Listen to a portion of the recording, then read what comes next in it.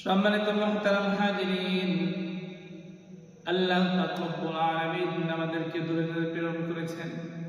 আল্লাহ পাক রব্বুল আলামিন আমাদেরকে দুনিয়াতে প্রেরণ করেছেন, কিন্তু আমরা সর্বপ্রথম কিন্তু দুনিয়াতে ছিলাম না। এটা আপনাকে আমাকে বুঝতে হবে।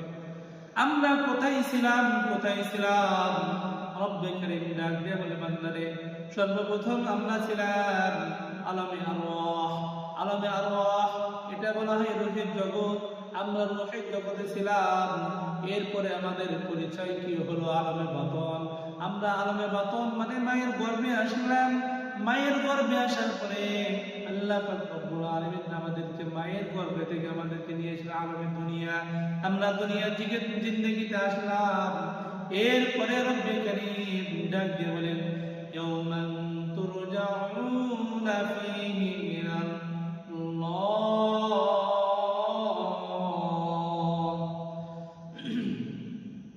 আল্লাহ পাক রব্বুল আলামিন যখন নাজির আলাইহিস সালাতু ওয়াস সালামের মাধ্যম দিয়ে যখন মালাকুল মউত যখন সংবাদ পাঠিয়ে দিবেন, তখন আল্লাহ পাক রব্বুল আলামিন বললেন, বান্দারে, দুইটা স্থান তৈরি হয়ে গেল।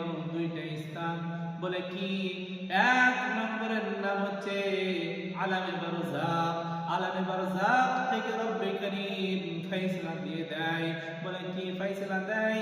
রব্বে কারীম ফয়সালা দেয়, বান্দা ইল্লিয়িনে যাবে না সিজ্জিনে যাবে। ঠিক কিনা বলুন?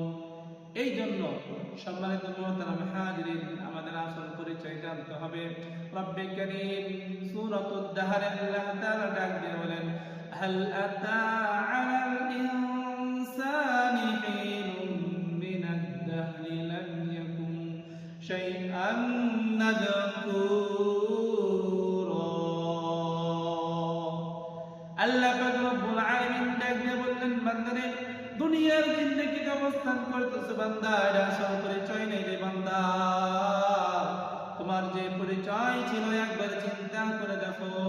আমি তোমাকে ডাক দিয়েছিলাম, আলাস্তু বিরাব্বিকুম, আমি কি তোমাদের রব নই?